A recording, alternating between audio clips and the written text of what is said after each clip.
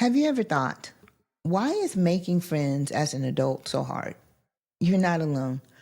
In our younger years, friendships seemed to happen effortlessly through school, through work, or our kids' activities.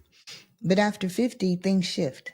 We move, we retire, we change, and suddenly making new connections can feel like an uphill battle. But here's the thing. It's never too late to build deep, meaningful friendships. Today, we're talking about why making friends after 50 feels different. And more importantly, how to create genuine, lasting connections in this stage of life. Welcome to Aging with Grace and Style, the show where we embrace midlife with confidence, purpose, and joy. I'm Valerie, and if this is your first time listening, I am so glad you're here. If you've been here rocking with me for a while, then welcome back. I appreciate you spending this time with me. Today's episode is all about friendship because let's be real. While we might crave deep connections, actually finding and maintaining friendships in midlife is a whole different story. So grab your coffee, your water, your tea, whatever it is you want to sip on.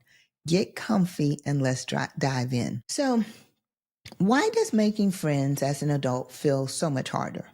The truth is, life gets in the way because between careers, family obligations, and personal growth, our social circles naturally shift. Sometimes friendships fade due to distance, evolving priorities, or just the busyness of life. And let's be honest, putting yourself out there can feel intimidating at this stage. But here's the good news. Meaningful friendships are still possible. We just have to be intentional about how we approach them. I honestly think that having real friendships in midlife is more crucial than ever. At this stage of life, I've come to realize just how important real friendships are. It's not about having a large circle. It's about having people in your life who truly know and love you. For me, the friendships that have stood the test of time were formed at work and at church. I have worked for the same company for over 30 years. And in those 30 years, I've developed lifelong best friends. One of them, Yvette, is someone that I don't see often. We met when I first started with the company. She was already working there. And when I tell you, she knows all of the skeletons. She does.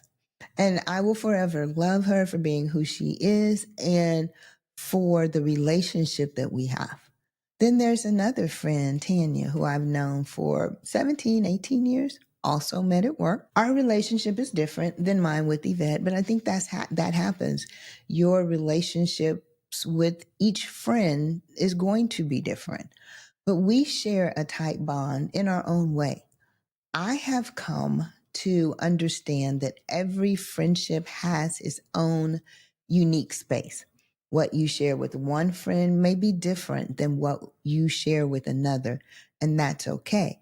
As a matter of fact, I truly believe that each friend brings something different out of you. Now, for me, I am going to be me, my authentic self, regardless of what friends I am with, because to me, that makes the friendship better, knowing that I can be me.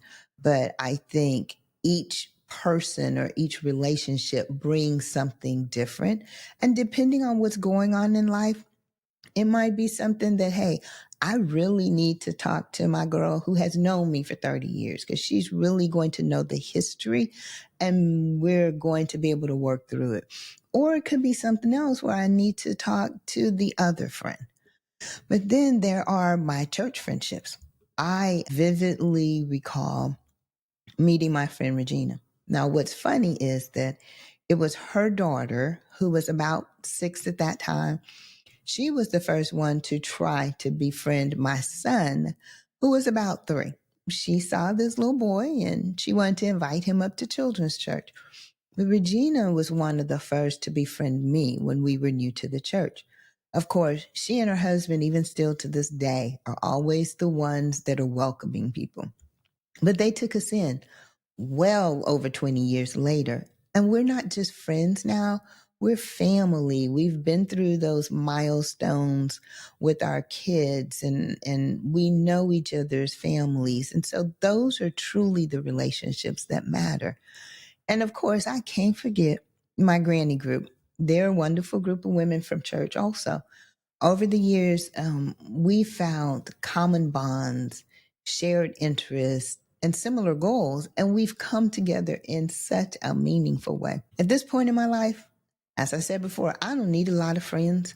I just want a few real friends. It's quality over quantity. And that, my friend, makes all the difference. Making friends in midlife is a unique challenge, but understanding why it feels different can help us navigate it with more confidence. Here are a few key reasons. We're not in built-in social environments anymore. In our younger years, we made friends through school, through work, or parenting activities.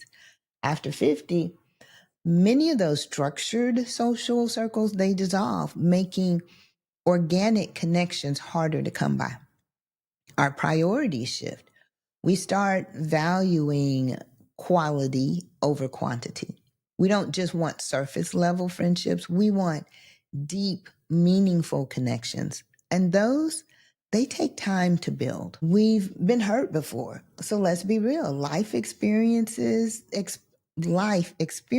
comes with its fair share of betrayals, disappointments, and trust issues. Many of us are more guarded than we were in our younger years. And there's fear of rejection. Putting yourself out there is scary at any age. But after 50, the fear of being vulnerable, it can hold us back from reaching out. Maintaining friendships can be just as hard as making them. If you've already have great friendships, it's important to nurture them. I personally struggle with reaching out. I get busy, time passes, and before I know it, months have gone by. And it's not at all that I don't value my friends. I just need to be more intentional about staying connected. But knowing why it's tough is only the first step. Building lasting friendships isn't just about meeting people, it's about fostering real connections. And to do that, we have to focus on three essential pillars. They are proximity, shared experiences, and energy. These three elements, they create the foundation for natural, fulfilling, and long-lasting friendships. So let's break them down a little further. Proximity isn't just about physical closeness. It's about the frequency of interactions that naturally foster deeper connections. People tend to form friendships with those that they encounter regularly in their daily lives. So in our earlier years, as we mentioned, structured environments like schools or workplaces provided built-in opportunities for regular contact. For us, it was youth sports. We were with parents on the teams all the time. And when we were on traveling teams, we traveled with those parents. So those repeated interactions over time created opportunities for casual interactions that developed into deeper connections. As we age, these opportunities, they diminish, and making it essential to seek out new avenues for consistent interaction. The key to all of this is repetition. And then there are vulnerability and shared experiences. Those are important elements in building and deepening friendships. Opening up and sharing personal thoughts, feelings, and experiences that we're going through, they help with communication. Examples would be confiding in each other about personal struggles, or maybe bonding over a project or taking a trip together. This can bring emotional intimacy and strengthen bonds. To cultivate this element or this pillar, we can engage in new activities together that really push the comfort zones. We can practice active listening and non-judgmental responses, and share personal stories and reflections after shared experiences. We want to create safe spaces for open and honest communication. And then, friendships, like any relationship, require energy. The amount of time, emotional investment, and effort that we put into maintaining them determines their strength. A friendship that feels one-sided or neglected, it won't thrive. Both people need to invest time and energy. We should make friendships a priority. And we know life gets busy, and if we don't carve out time for our friendships, then they're going to fade. Just a quick check-in text or a phone call or a coffee date can help keep a friendship alive. Trust me, I suck at this, which helps me transition into the let them theory.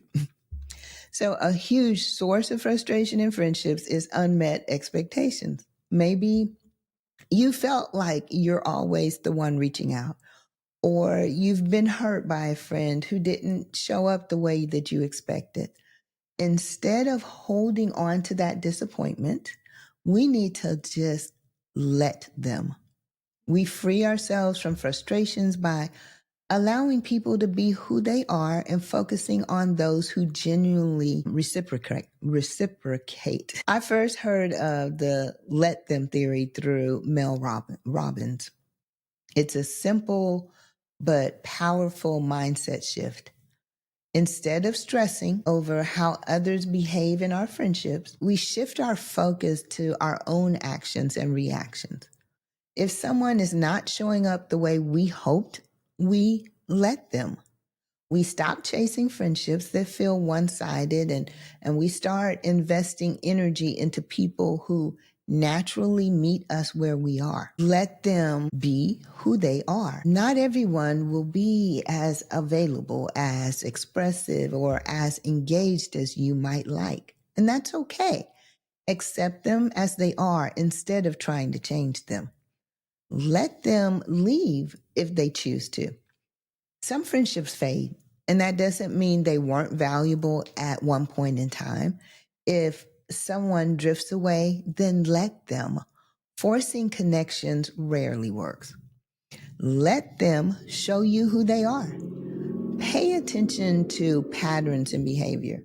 If someone consistently cancels, or if they don't reciprocate effort, or if they never reach out first, believe them when they show you where their friendship stands. This is actually helpful to me because, as I've said, I am sometimes the one who doesn't reach out first. And it's not because I don't want the person in my life. I actually think of them often. I'm that person who in the morning says, oh, you know what? I need to contact so-and-so. And the day goes by and then I never contact so-and-so. I really need to get better with this. I need to stop saying that I'm going to get better and just get better. So that's what I'm going to work on. When we embrace the let them theory, we stop pouring energy into relationships that deplete us and we start nurturing the ones that truly matter. We've talked about some foundational stuff, but you might be wondering where to meet like-minded people. Instead of hoping friendships will just happen, place yourself in environments where repeated interaction is natural.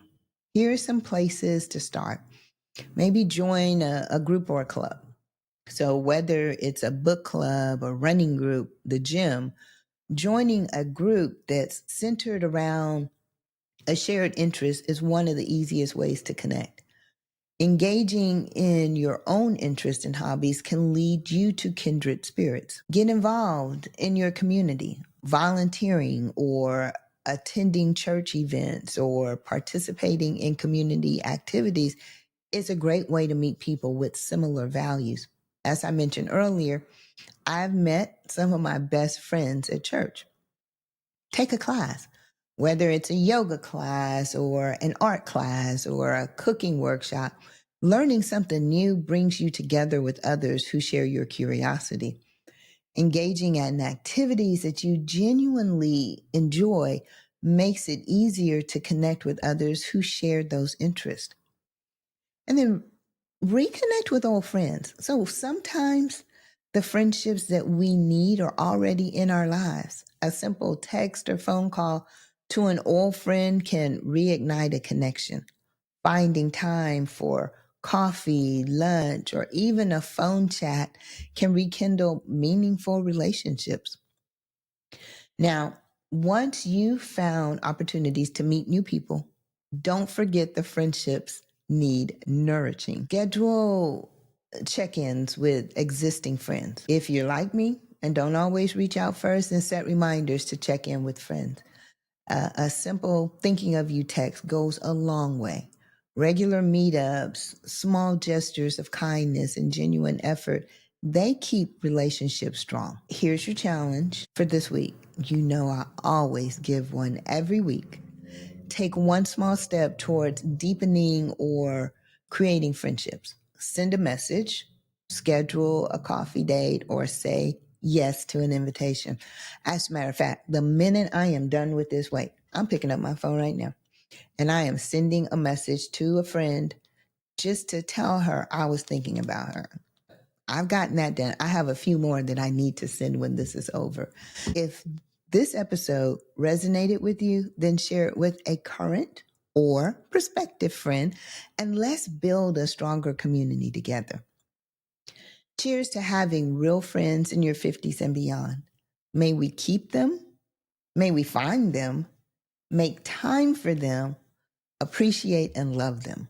Remember, friendships don't happen by accident. They happen by intention. So keep showing up, keep reaching out, keep embracing this chapter of life with confidence, style, and of course, just a little bit of sass. I'll be back next week, same time, same place. And since we're friends, I hope you'll join me.